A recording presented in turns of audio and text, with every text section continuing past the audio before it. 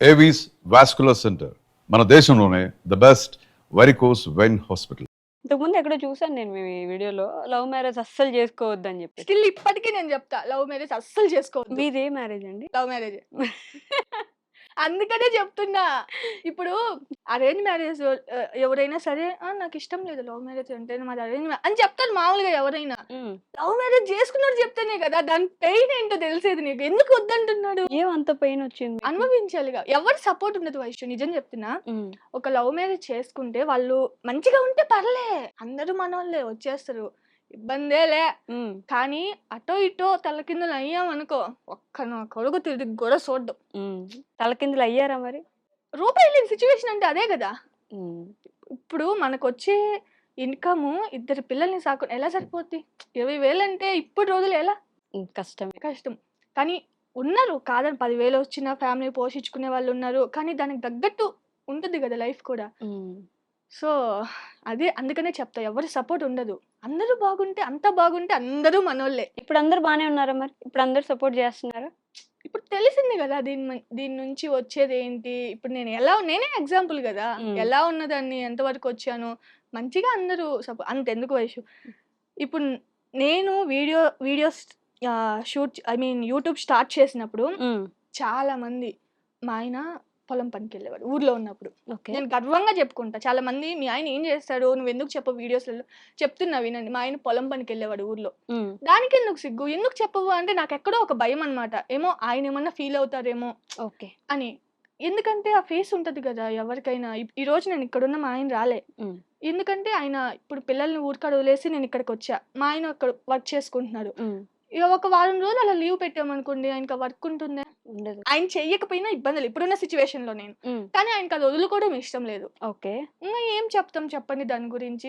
ఇప్పుడు నాకు స్టిల్ ఇప్పటికీ కామెంట్స్ ఏమని వస్తాయి తెలుసా, నువ్వు బాగా సంపాదిస్తున్నావు, మంచిగా ఉన్నావు, నెలకి ఇంత వస్తున్నాయని అప్పుడు చెప్పేదాన్ని కదా, ఇంత సంపాదిస్తున్నా అంటున్నావు కదా, మీ ఆయన ఎందుకు పనికి పంపిస్తున్నావు అని. ఇప్పుడు గుర్రాన్ని నీళ్ళ వరకు తీసుకెళ్ళగలం, నీళ్లు తాగించగలమా? ఇప్పుడు ఆయనకి ఇంట్రెస్ట్ ఉంటే ఆయన చేస్తాడు.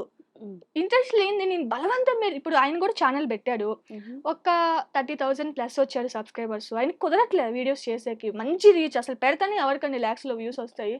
అంటే నార్మల్ పీపుల్స్ కి నేను చెప్పేది, ఎవరికి రావు. కానీ ఆయన మంచిగా కుకింగ్ వీడియోస్ చేయొచ్చాను. కానీ ఆయనకి ఆ కుకింగ్ వీడియోస్ ఇష్టం ఉండదు బేసిక్ గా చెప్పాలంటే. ఫన్ కంటెంట్ చేయాలని, అది నాకు రాదు. నేను ఇప్పుడు చెయ్యాలంటే నాకు రావాలి కదా, దాని గురించి తెలుసుకోవాలి ఫస్ట్. అందుకే కొన్ని రోజులు ఆపున్నా, చూద్దాం నెక్స్ట్ ఆపేసి మంచిగా ఆయన చేత చేపిద్దాము అని చెప్పేసి.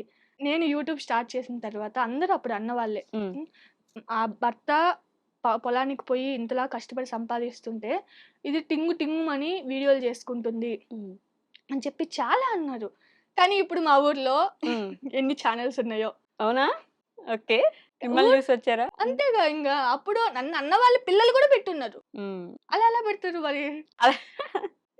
అలా ఎందుకు పెట్టారు మరి? తప్పు కదా, ఎలా చేస్తున్నారు మరి? ఒక్కొక్కసారి వాళ్ళని చూస్తే కోపం వస్తుంది. కానీ మనం బయటకు కనిపించము అనమాట. ఏం బాగున్నావు అంటే బాగున్నావు అంతే. కానీ అప్పుడు అన్న మాటలన్నీ ఇలా వస్తాయి, వాళ్ళు ముందుగానే వచ్చారంటే లోపల శృతి హాసన్ లాగా వెళ్ళి కొట్టేసినట్టు నేనే ఫీల్ అయిపోతా. దీనికి లవ్ మ్యారేజ్ కి సంబంధం ఏంటి? ఎందుకు చేసుకోకూడదు అంటే నేనేదో లవ్ మ్యారేజ్ సపోర్ట్ చేస్తున్నట్టు కాదు ఇక్కడ. అదే చెప్తున్నా, ఎవరి సపోర్ట్ ఉండదు. ఏ చావైనా మీరే చావండి. మీ అమ్మ వాళ్ళు కూడా అలానే అనేవారు? అమ్మ వాళ్ళు ఏంటి, అందరూ అంటే ఇంకే సంబంధం లేదు వాళ్ళతో, చేసుకుంది కదా అనుభవించండి అనే టైపే ఇంకెవరైనా. ఇప్పుడు మనం విన్నామా వాళ్ళ మాట? వినలేదు. మీరు బయటకు వెళ్ళిపోయి చేసుకున్నారా? లేదు, ఒప్పించి చేసుకున్నాంలే. మరి ఇంకేంటి, ఒప్పించే కదా చేసుకున్నారు. ఒప్పించి అంటే ఇష్టం లేదు వాళ్ళకి. నేను సూసైడ్ చేసుకొని మామూలుగా అవ్వలేదు మరి. సూసైడ్ లాగా వెళ్ళారా? ఊరికే ఎందుకయింది పెళ్లి, అంత చేస్తే అయిందనమాట. అందరికి తెలిసిపోయి ఈ పిల్లని ఒప్పుకోదులే అని చెప్పేసి చాలా చేసాం. యుద్ధాలే చేశారు అప్పట్లో. శంభో శివ శంభో శివ శివ. మరి అలా పరిగెత్తడాలు అలా లేవు గానీ సూసైడ్ చేసుకోవడాలు మాత్రం ఉన్నాయి. అలా చేసుకొని అలా ఒప్పించుకొని ఏదో అలా చేసుకున్నాం. కానీ లవ్ మ్యారేజ్ వల్ల ప్రాబ్లం ఏంటంటే, మన ఇంట్లో ఈ ప్రాబ్లం ఉందని మన పేరెంట్స్ కి చెప్పలేం. బేసిక్గా నేను చెప్పేదాన్ని కాదు, వాళ్ళు హెల్ప్ చేయలేదంటే ఎలా చేస్తారు? నేను చెప్పేదాన్ని కాదు. ఓకే, వాళ్ళు కూడా ఉన్నాయో లేవో అని కనుక్కునే వాళ్ళు కాదు. రెండూ లేదు. ఓకే, సో చేసుకుంది చూసుకుంటది. చూసుకుంటది అనే ఉమ్, టైపే అన్నమాట. ఇప్పుడు నేను కూడా అయ్యో! చెప్తే నా ఇష్ట ప్రకారం చెప్పాను గదా! నా ఇష్ట ప్రకారం నేను పెళ్లి చేసుకున్నాను గాబట్టి ఇంకా నువ్వే చేసుకున్నావు గదమ్మా! నువ్వే అనుభవించు అంటే నేనేం జేయాలి? అన్న పాయింట్ ఆఫ్ వ్యూలో అసలు ఇంట్లో ఉన్నా, లేకపోయినా ఉమ్, అసలేమి తిండికి ఎటువంటి లోటు లేదు. ఓకే. కాకపోతే మనం మంచిగా బతకాలంటే ఉండాలి కదా! ఉమ్, అది మాత్రం నేను చాలా మిస్ అయ్యా ఓకే. అప్పట్లో. ఉమ్, స్టిల్ ఇప్పుడైతే నాకు అలాంటి లోటు లేదు. లోటు లేదు. లేదు. లోటు లేదు కానీ తినడానికి టైం లేదు. అక్కడ తినడానికి లోటు లేదు. తింటా ఉన్నారు ప్రశాంతంగా. ఇప్పుడు అన్నీ ఉన్నాయి. బాగా సంపాదిస్తున్నారు. తినడానికి టైం లేదు మీకు. ఒక్క పూట తింటున్నారు. బేసిక్‌గా మా ఆయనకి నేను బెంగుళూరులో ఉన్నప్పుడు ఎలా ఉన్నానో సన్నగా, అలా ఉంటే ఇష్టం. నేను సన్నగా ఉండేదాన్ని. హ్మ్. కొంచెం మంచిగా లాంగ్ హెయిర్ అట్లా ఉండేదాన్ననమాట. కానీ ఇప్పుడు మా ఆయన అలా ఉండమంటారు. కానీ ఫుడ్ మాత్రం తినకుండా ఆపకూడదు. హ్మ్. ఫుడ్ తింటూ అలా ఉండాలి. ఎలా ఉంటారు? ఓకే. సో, అది నాకు చాలా టఫ్ అయిపోయింది కొన్ని ఇప్పుడు రోజులు. మీకు తెలుసా ఆవిడ బ్లాక్ కాఫీ గూడా తాగుతున్నారు. నేను ఇద్దరు తాగలే. వాళ్ళని వీడియో తీసి అది అక్కడక్కడే పెట్టేసిన. నేను బ్లాక్ కాఫీ తాగుతున్నా. ఓకే. డైట్ మెయింటైన్ చేస్తున్నారు. చాలా రిజల్ట్ ఉంటది. మార్నింగే బ్లాక్ కాఫీ గాని తాగితే. హ్మ్. నేను మార్నింగ్ టిఫిన్ తినను కాబట్టి, మధ్యాహ్నం ఎప్పుడో తింటాను కాబట్టి అది పొట్టలో ఉంటది అలా పడేస్తే. అలా కవర్ చేస్తుంది. కవర్ చేస్తే ఆకలి అంత హెవీ కాకుండా బట్ మంచిగా హెల్త్ జాగ్రత్త అండి. ఇది ఇప్పుడు మీకు బానే ఉంటది గానీ ఉంటది. నిజమే. దానివల్ల ప్రాబ్లమ్స్ కూడా వస్తాయి. హ్మ్. కానీ చూడాలి. ఇంగె సంపాదనలో పడ్డారిప్పుడు. ఆ అవును. సంపాదన విలువ తెలుసు తెలుసు గాబట్టి. కాబట్టి. కానీ దాంతో పాటు అవును. ఏ రోజైతే మీరు బెడ్ మీద పడతారో ఏం కనిపించవు మీకు. మీరు ఎంత సంపాదించారో అవన్నీ ఖర్చు పెట్టాల్సొస్తది. ఖర్చు అలాంటి పెట్టాలి. రోజు అవును. రాకుండా చూసుకోండి. అవును. హెల్త్ చాలా ఇంపార్టెంట్. సో, నేను ఈ 2 క్వెషన్స్ మ్యాండేటరీ ప్రతి ఒక్కరిని అడుగుతాను. ఆ! మిమ్మల్ని గూడా అడుగుతాను. మీ లైఫ్‌లో ది మోస్ట్ హ్యాపీయెస్ట్ మొమెంట్ ఏంటి పావని గారు ఇప్పటి వరకు? మా ఆయన్ని పెళ్లి చేసుకోవడం. ఇది చెప్పకపోతే ఫీల్ హ్మ్. అవుతడు. ఇలా ఈ డైలాగ్ ఏంటండి లాస్ట్‌లో మళ్ళీ? ఇది చెప్పకపోతే మళ్ళీ ఫీల్ అవుతడు. ఐ లవ్ యూ బుజ్జి అని చెప్పిన. ఆ! పాపమండి ఆయన ఫీల్ అవుతారు వెంకీ గారు. లేదు బేసిక్‌గా నాకు చాలా ఇష్టం. నేను ఎంత గొడవ పడినా, ఎన్ని మాటలన్నా ఆయన లేకుండా నేను ఉండలేను అస్సలు. అవునా? అస్సలు ఉండలేను. అందుకే కదా! చాలా, చాలా ఇష్టం. ఎందుకంటే నిజం చెప్పనా? హ్మ్. మనకి హ్మ్. ఒక హస్బెండ్ అండ్ వైఫ్‌కి ఒక్కరు కరెక్ట్‌గా లేకపోయినా అవతల వాళ్ళు చాలా డిప్రెషన్‌లోకెళ్తారు. అవును. చాలా అంటే ఇంకే పని చేయలేరనమాట. ఒకరు లో అవుతున్నారంటే ఎవరో ఒకరు కారణమై ఉంటారు. హస్బెండ్ అయినా కారణమై ఉండాలి. హస్బెండ్ లో అవుతుంటే వైఫ్ అయినా కారణమై ఉండాలి. కారణమయ్యుండారు. ఖచ్చితంగా అది మాత్రం చెప్పగలను. నేను ఎవరికైనా ఒకటే చెప్తా. మీ ప్రాబ్లమ్స్‌ని ఎట్లా చెప్పాలి? సాల్వ్ చేసుకునే దానికి చూడండి. మీరే సాల్వ్ జేసుకోండి. అవును. సాల్వ్ చేసుకునేదానికి చూడండి. కొన్ని నేను చెప్తాను గానీ అది కూడా నా వల్ల కాదు. హ్మ్. బేసిక్‌గా నేను చెప్పాలంటే. కానీ కరెక్ట్ అయితే అదే. ఎవరికీ చెప్పకూడదు. హ్మ్. మీరే కూర్చొని మాట్లాడుకుంటే అయిపోయేవి కూడా పెద్ద పెద్దగా అయిపోతాయి. హ్మ్. నిన్న 'విశ్వనాథ్ అండ్ సన్స్' అని సూర్య గారి మూవీ ఒక ట్రైలర్ వచ్చుండే. దాంట్లో ఓకే. ఒక డైలాగ్ ఉంటది. ఓకే. అందరూ ఎందుకు విడిపోతారు గొడవయ్యాక అంటే, గొడవ పడడం వల్ల గాదు. గొడవ అందరూ పడ్డాక ఎలా మాట్లాడుకోవాలో తెలియక అని. తెలియక. అవును. హ్మ్. బేసిక్‌గా మేము ఈ మధ్య ఇంతకు ముందయితే ఏంటంటే హ్మ్. నేను చాలా అంటే చాలా బాధపడేది ఒక విషయం ఉంది చెప్తాను. ఓకే. బాధని చెప్పను. అది కొంచెం భయంగానే ఉంటది. యూట్యూబ్ స్టార్ట్ చేయకముందు హ్మ్. నేను మా వారు గొడవ పడితే నేను అలిగేదాన్ని. ఓకే. గొడవ పడేదాన్ని గట్టిగా. ఏదన్నా మాట్లాడినా నాదే పై చెయ్యి ఉండేది. హ్మ్. ఏడ్చేదాన్ని, అలిగేదాన్ని. మా వారే వచ్చి మాట్లాడేవాళ్ళనమాట. కానీ ఇప్పుడు మొత్తం రివర్స్ అయిపోయింది. ఓకే. నిజం చెప్తున్నా. హ్మ్.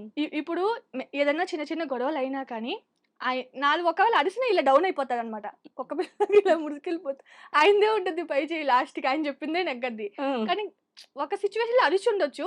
అరిచినా నాదుండదు పై చెయ్యి. ఆయనదే ఉంటది. హుహు. నేను తగ్గాల్సిందే. హ్మ్. ఎందుకంటే ఒక భయం అనేది వచ్చేసింది వైషు. సంపాదిస్తున్నావు కదా! ఆ హ్మ్. పొగరనేది నువ్వు నీకు సంపాదిస్తున్నావు గాబట్టి నీ మొగుడు నీకు తక్కువైపోయాడా అనే అనే మాట డైలాగ్. ఎవరన్నా పర్లే. హ్మ్. ఆయనకి రాకూడదు. ఆయనకి ఆ ఫీలింగే రాకూడదు. రాకూడదు. హ్మ్. సో, అది నేను ఒకవేళ అలిగినా గాని ఇప్పుడు మేమిద్దరం మాట్లాడుకొని నేనే ఎళ్లి మాట్లాడతా. హ్మ్. నేనే తగ్గుతా. ఇప్పుడు ఇలా అయిపోయిందనమాట. ఈ యూట్యూబ్ నాకంత భయపెట్టేసింది. ఏం అయ్యో! చేద్దాం? ఇంతకుముందు అస్సలు తగ్గేదాన్ని గాదు. నాదే పై చెయ్యి ఉండేది. హ్మ్. అలిగానంటే వచ్చి బతిమలాడి అన్నం పెట్టిందాక అస్సలు ఒప్పుకోను. ఇప్పుడు నేనే తినులే బుజ్జి, తినులే బుజ్జి అని నేనే బతిమలాడుకుంటా అనమాట. ఓకే. రివర్స్ అయిపోయింది. ఏం అదేలెండి. చేద్దాం? అలానే ది మోస్ట్ సాడెస్ట్ మొమెంట్ ఏంటి? హౌస్ లేకపోవడం. హౌస్ లేదని కారణంగా మేము ఊర్లో నుంచి వచ్చేయడం. హౌస్ లేదని వచ్చేసారా మీరు? ఓకే. బెంగుళూరు నుంచా? లేకపోతే మా విలేజ్ నుంచి. నాకు విలేజ్ అంటే చాలా ఇష్టం వైషు. హ్మ్. చాలా అంటే చాలా. ఎందుకంటే ఆ ఎమోషన్స్ గానీ, ఏదైనా ఫెస్టివల్స్ వచ్చినప్పుడు చిన్న చిన్న కూర్చొని మాట్లాడుకునేవి గానీ, నాకు అంటే అక్కడ పెరిగిందాన్ని గదా! నాకు చాలా ఇష్టం. ఇప్పుడు అసలు బయటికెళ్ళేదానికి గూడా తీరిక లేదు. నలుగురిలో మాట్లాడేదానికి లేదు. సరిపోతుంది మన లైఫ్ మనకి. కానీ ఆ రోజులు తలుచుకుంటే నాకు చాలా ఇష్టం. ఈరోజు ఇల్లు లేని కారణంగా ఏదైనా ఫెస్టివల్ వచ్చినా ఎవరు పిలుస్తారా మనల్ని? ఓకే. ఈ పాయింట్ బేసిక్‌గా చాలా మందికొస్తది. ఎవరు పిలిస్తే మనం వెళ్ళాలి? అంటే ఆలోచించి అసలు ఇది చెప్పకూడదో, చెప్పొచ్చో నాకు తెలీదు. పిలుస్తారు ఖచ్చితంగా.